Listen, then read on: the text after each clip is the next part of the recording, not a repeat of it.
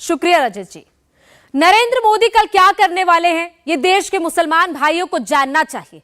मोदी आज किसके लिए होस्ट बने, मोदी ने किसे गेस्ट बनाया, ये बात 20 करोड़ मुसलमानों को समझनी चाहिए। मुस्लिम भाइयों को 22 जनवरी से घबराने की जरूरत नहीं है। 10 जनवरी को मोदी जो करने वाले हैं उसमें उनके लिए फ्यूचर प्रोस्पेक्ट बहुत बड़ा है।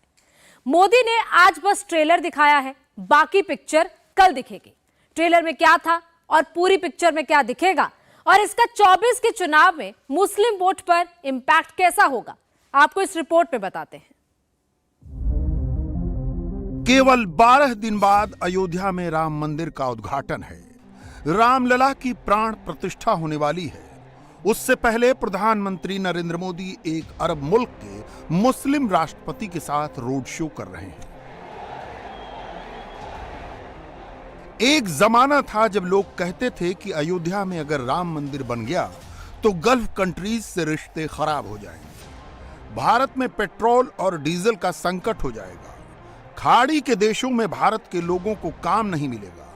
हकीकत में क्या हो रहा है, एक तरफ राम मंदिर के कार्ड बंट रहे हैं, दूसरी तरफ यूएई के प्रेसिडेंट भारत में हैं। नरेंद्र मोदी के मित्र और संयुक्त अरब अमीरात के president Sheikh Mohamed bin Zayed Al Nahyan vibrant Gujarat global summit के लिए गुजरात आए तो नरेंद्र मोदी सारे प्रोटोकॉल तोड़कर एयरपोर्ट पहुंचे और अपने मित्र का ग्रैंड वेलकम किया। अहमदाबाद के सरदार वल्लभ भाई पटेल इंटरनेशनल एयरपोर्ट से इंदिरा ब्रिज सर्किल तक मोदी और Sheikh Mohamed bin Zayed Al Nahyan का ये रोड शो कई मायनों में इंपॉर्टेंट है।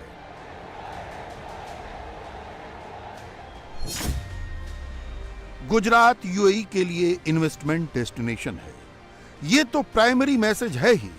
लार्जर मैसेज ये है कि अरब का एक रसूख वाला देश नरेंद्र मोदी की सरकार को मुसलमानों के लिए बिल्कुल खतरा नहीं मानता।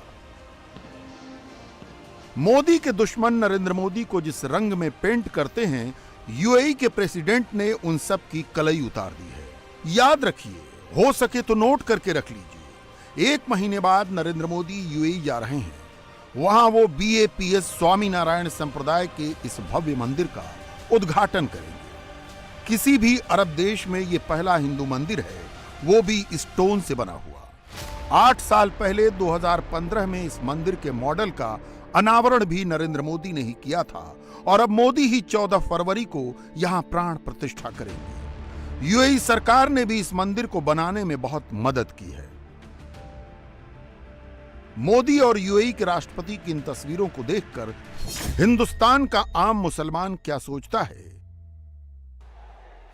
अयोध्या में राम मंदिर खुलने जा रहा है, मुसलमानों के मन में क्या चल रहा है? 140 करोड़ में से 14.3% यानी करीब 20 करोड़ मुसलमान हिंदुस्तान में रहते हैं। अनुमान है कि भारत में 14 करोड़ प्लस मुस्लिम वोटर हैं। आप में से कुछ लोग ये भी जानना चाहते होंगे कि मुसलमान वोट के लिए मोदी क्या कर रहे हैं। हिंदुस्तान में इन दिनों सिर्फ मंदिर मंदिर का नैरेटिव चल रहा है, लेकिन मोदी सिर्फ मंदिर मंदिर नहीं कर रहे, वो विकसित भारत वाले टारगेट पर भी काम कर रहे हैं। लक्षद्वीप और मालदीव वाला मैटर भी सॉल्व कर रहे हैं। मोदी सरकार की मंत्री स्मृति ईरानी ने सऊदी अरब के जेद्दाह जाकर हज का कोटा बढ़वा दिया। इस साल 1,75,025 हज यात्री हज करने सऊदी अरब जा सकेंगे। इनमें से 1,40,020 यानी 80% सीटें हज कमेटी के जरिए रिजर्व होंगी। 35,000 यानी 20% सीटें हज ग्रुप ऑपरेटर्स के जरिए मिलेंगी। श्री मोहम्मद शामी। आज ही मोहम्मद शमी को राष्ट्रपति द्रौपदी मुर्मू के हाथों अर्जुन पुरस्कार मिला।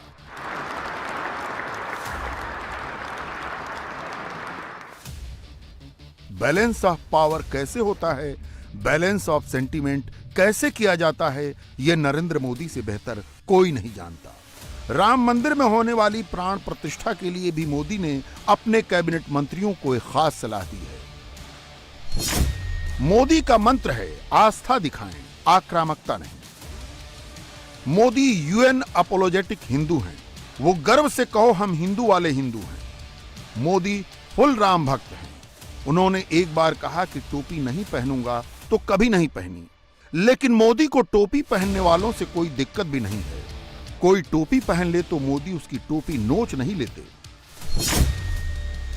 सीएसडीएस के पोस्ट पोल सर्वे के मुताबिक 1999 के लोकसभा चुनाव में बीजेपी को 6%, 2004 के चुनाव में 6%, 2009 के चुनाव में 4%, 2014 में 4% और 2019 में 7% मुस्लिम वोट मिले। 24 में कितने मुसलमान मोदी को वोट देंगे? गुजरात की प्रयोगशाला से नरेंद्र मोदी ने जो नया प्रयोग शुरू किया है, क्या उसके बाद ज्यादा मुसलमान मोदी के करीब आएंगे? 2 घंटा तो क्या, हम 24 घंटा भी उनका इंतजार कर सकते हैं, क्योंकि इतनी लगन है हमको मोदी जी के लिए। और गुजरात का मुसलमान नहीं, पूरे हिंदुस्तान का मुसलमान उनको दिल से मोहब्बत करता है। और उनके राज्य में आज जो गुंडा तत्व कम हो गया, गुजरात के अंदर जो सबसे ज्यादा गुंडा तत्व था, जगह जगह पे हर मुस्लिम विस्तारों के अंदर दारू, जुगार, सट्टा, ये सब तमाम चीजें चलती थी। मुस्लिम देश के राष्ट्राध्यक्ष को लेके भी आ गए प्रधानमंत्री। यानी ये हमारी बहुत बड़ी खुशनसीबी है। जो एक टाइम ऐसा था कि हिंदुस्तान हर जगह जाता था, हिंदुस्तान के नेताओं को जाना पड़ता था। आज विदेश से जो नेता है जो हमारे हिंदुस्तान में आते हैं, वो सबसे बड़ी हमारे लिए गर्व की बात है। मोदी सरकार सबके बारे में सोचता है, सबके लिए विकास, सबके लिए अच्छे सोचते हैं। जो भी मोदी सरकार सोचते हैं अच्छे सोचते हैं। गुजरात में अच्छा विकास हुआ है, अच्छा बाहर से आके इंसान भी काम कर सकते हैं। आज तो यूएई के राष्ट्रपति को लेके आ गए, मुस्लिम देश के राष्ट्रपति जो है वो यहाँ पे आ रहे हैं। वो यहाँ पर मोदी जी को अपना भाई मानते हैं, दोस्त मानते हैं। अपना भाई मानते हैं। बाहर से मंत्री भी आया तो देश में, ये तो गर्व की बात है, अच्छी बात है। 2019 और 2024 में फर्क है। प्रधानमंत्री ने अगला टारगेट ही ये रखा है कि मुसलमानों को अपने पास लाकर दिखा दूंगा। राजीव गांधी ने 1989 के चुनाव में 2 नाव पर पैर रख दिया था। राजीव ने शाहबानो प्रकरण में कोर्ट ऑर्डर के बाद नया कानून बनाकर कट्टरपंथी मुसलमानों को खुश करने का प्रयास किया और राम मंदिर का ताला खुलवाकर हिंदुओं को खुश करने की कोशिश की। राजीव गांधी बीच मझधार में गिरे। कांग्रेस को ना हिंदू वोट मिला, न मुसलमान वोट बचा। इंडिया अलायंस की पॉलिटिक्स पुरानी टाइप की है। 10 टोपी वाले मौलाना को जुटाओ, उनसे सर्टिफिकेट बनवाकर ठप्पा मरवा लो और मुसलमानों को दिखाते हैं। ये पॉलिटिक्स बुखारी वाली है, मदनी वाली है, ओवैसी वाली है। मोदी भी सर्टिफिकेट ले रहे हैं, मोदी भी ठप्पा लगवा रहे हैं, मगर फर्क ठप्पा लगाने वाले के लेवल का है। मोदी किसी ऐरे गहरे का ठप्पा नहीं लगवा रहे। मोदी 1-2 सांसद की पार्टी वाले ओवैसी से ठप्पा नहीं लगवा रहे। मदनी या तौकीर रजा का ठप्पा नहीं दिखा रहे। मोदी उनका सर्टिफिकेट ले रहे हैं जो कद में देसी मौलानाओं से कहीं बड़ा है, जिसके साथ पिक्चर छपेगी तो पूरी दुनिया में बंटेगी। हिंदू अयोध्या, काशी, मथुरा की ओर देखता है, मुसलमान मक्का मदीना की ओर देखता है। अयोध्या, काशी, मथुरा तो मोदी का है ही। प्रधानमंत्री की सेटिंग मक्का और मदीने वाले से भी जबरदस्त है।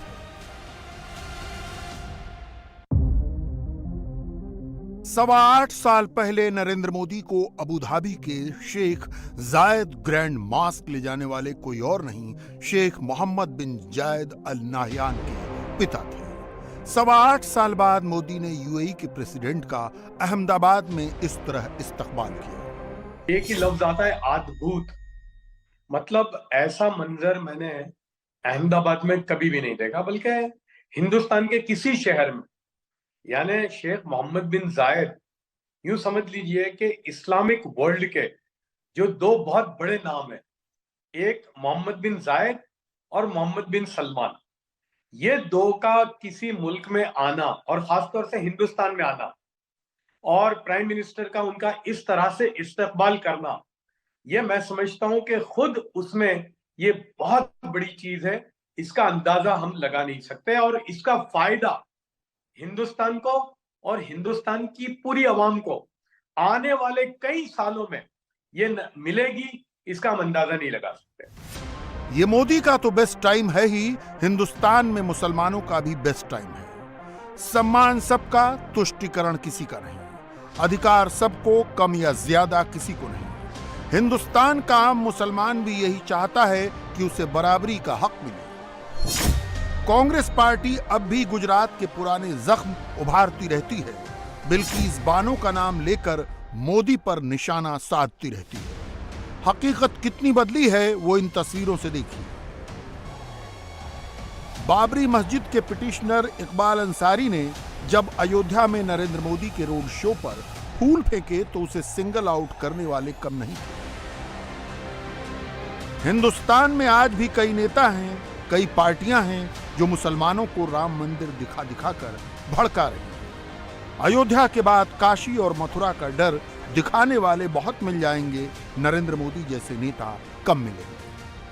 लेकिन मोदी जी की नीतियां जो हैं उसको लेके क्या कहेंगे आप लोग? यहाँ काम अच्छे किए हैं उन्होंने, जैसे क्या के लिए, जैसे देश का डेवलपमेंट, हमारी कंट्री बहुत अलग अलग जगह पे जाकर रिप्रेजेंट किया है। मोदी जी को देखा?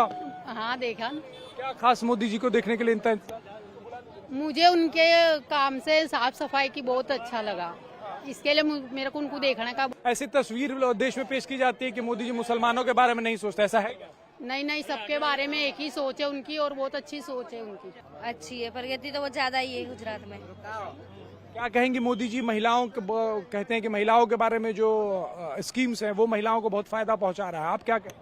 हाँ पहुँचा रहे मोदी जी सर, मतलब बहुत सारे जन को फायदा हो रहा है, हम लोग को भी मिलता है कभी कभी फायदा। हम लोग बोलते हैं कुछ लोग ऐसा तस्वीर पेश करते हैं कि मुसलमानों के बारे में नहीं सोचते, मुसलमानों को के बारे में कुछ नहीं कहते, ऐसा है क्या? नहीं, ऐसा नहीं है। तरक्की क्या, बस तरक्की है, अच्छा ही कर रहे हैं, जो कुछ कर रहे हैं अच्छा ही करेंगे ना। मोदी सब कुछ दिखा रहे हैं, उधर ही मत देखो भाईजान, इधर भी तो देखो। मोदी ये सब क्यों कर रहे हैं, इसका इलेक्शन वाला मैथ्स समझिए। कांग्रेस का मुस्लिम वोट शेयर पहली बार थोड़ा चढ़ता हुआ लग रहा है। 1999 के लोकसभा चुनाव में कांग्रेस को 45% मुस्लिम वोट मिले थे, 2004 में 34%, 2009 में कांग्रेस को 37% मुस्लिम वोट मिले, 2014 में मोदी इफेक्ट के कारण कांग्रेस को 42% मुस्लिम वोट मिले और 2019 में कांग्रेस को 39% मुसलमानों ने वोट दिए। अगर कांग्रेस का मुस्लिम वोट शेयर बढ़ा तो क्षेत्रीय दलों को घाटा होगा। Sapa, Basapa, RJD, JDU, NCP जैसे दलों को 1999 में केवल 25% मुस्लिम वोट मिले थे। 2004 में ये वोट शेयर बढ़कर 38% हो गया। 2009 में क्षेत्रीय दलों को 29% मुस्लिम वोट मिले, 2014 में 36% और 2019 में 44% मुस्लिम वोट क्षेत्रीय दलों को मिले। इस दौरान बीजेपी का मुस्लिम वोट शेयर लगभग कांस्टेंट रहा। 1999 में 6%, 2004 में 6%, 2009 में 4%, 2014 में 4% और 2019 में 7% मुस्लिम वोट बीजेपी को मिले। इंडिया अलायंस में क्या हो रहा है? दिल्ली में महाराष्ट्र के नेताओं की बैठक हुई तो ये तय नहीं हुआ कि कौन कितनी सीटों पर लड़ेगा। तय बस इतना हुआ कि सब मिलकर मोदी से लड़ेंगे। हम सब एक साथ हैं, एक साथ रहेंगे, एक साथ चुनाव लड़ेंगे और महाराष्ट्र एक ऐसा राज्य बनेगा जहां ज्यादा से ज्यादा सीटें इंडिया गठबंधन के हम चुन कर लेके आएंगे। हमारे में कोई मतभेद नहीं है सीट शेयरिंग में, सभी सीट पर 1 to 1 बात हो गई है और लगभग हमारी सबकी सहमति उस पर हो गई है। बोलिए कितने सीटों पर कितने? वो आंकड़ा बाद में आ जाएगा, आंकड़े बाद में लगाएंगे हम। प्रकाश अंबेडकर जी और उनकी वंचित बहुजन आघाड़ी को हम महाविकास आघाड़ी और इंडिया गठबंधन में शामिल कर लेंगे। महाविकास आघाड़ी को सभी सीटें मिल रही है, इंडिया गठबंधन को, किसी एक पार्टी को नहीं। मोदी के विरोधी किसी भी तरह एक अलायंस बनाने की जुगत में लगे हैं ताकि मुस्लिम वोट को बंटने न दिया जाए। मोदी इस कोशिश में लगे हैं कि किसी भी तरह मुस्लिम वोट का एक हिस्सा बीजेपी और एनडीए की ओर चला आए। शुक्रिया मोदी भाईजान। और न दूरी है न खाई है, मोदी हमारा भाई है। 24 के चुनाव में ऐसे पोस्टर लगने लगे हैं। लाभार्थी योजनाओं के जरिए पसमानदा मुसलमानों तक पहुंच बनाने के बाद नरेंद्र मोदी की पार्टी सेकंड मुस्लिम आउटरीच प्रोग्राम लॉन्च करने जा रही है। बीजेपी यूपी के सभी 75 जिलों में 1,000 मुस्लिम महिलाओं तक पहुंच बनाने जा रही है। यह प्रोग्राम 12 जनवरी को लॉन्च होगा। बीजेपी हर जिले में कम से कम 1,000 मुस्लिम लाभार्थी महिलाओं की पहचान करेगी। इस तरह 75 जिलों में 75,000 मुस्लिम महिलाओं को बीजेपी अपने करीब लाएगी। पार्टी को लगता है कि 3 तलाक रोकने वाला कानून इसमें उसके लिए मददगार साबित होगा। अल्पसंख्यक मोर्चा भी जो हमारे अल्पसंख्यक भाई हैं उनको दिए बांटने का काम शुरू कर रहा है। हम जो हमारे धर्मस्थल हैं, जो दरगाह हैं, जो मस्जिदें हैं, जो हमारे धर्मगुरु हैं, उनके माध्यम से वहाँ पर हम दिए बांटेंगे। लोग कहेंगे कि प्रधानमंत्री के आह्वान में शामिल हो, और इस मौके पर जो हमें फिर से एक मौका मिला है आपसी भाईचारे को मजबूत करने का, गंगा जमनी तहजीब को ताकत देने का, उसमें हम सब लोग शामिल हों, क्योंकि प्रभु श्री राम भी जो है मुसलमानों के लिए भी आदरणीय हैं। अल्लामा इकबाल ने कहा है कि है राम के वजूद पे हिंदुस्तान को नाज, अहले ईमान उनको मानते हैं इमाम हिंद।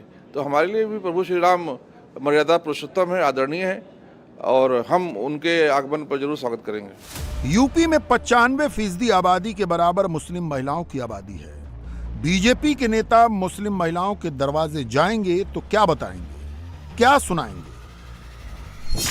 बीजेपी के नेता मुस्लिम घरों के दरवाजे तक जाएंगे तो नरेंद्र मोदी के भाषण के टेप सुनाएंगे, 3 तलाक कानून के बारे में बताएंगे, मुस्लिम महिलाओं के लिए मोदी ने क्या क्या किया इसका पर्चा देंगे, और मोदी सरकार की योजनाओं के फायदे गिनाएंगे। मोदी के इलेक्शन कैंपेन के बारे में एक बात गांठ बांध कर रख लेने वाली है। चुनाव में मोदी कुछ भी अचानक नहीं करते, अचानक नहीं कहते, वो पूरा होमवर्क करते हैं, ग्राउंड तैयार कर लेते हैं, तभी कोई कदम उठाते हैं। मालदीव, लक्षद्वीप, यूएई, मोदी कई काम कर चुके हैं। जल्द ही मुस्लिम भाइयों के लिए उनका इलेक्शन नैरेटिव सामने आने वाला है।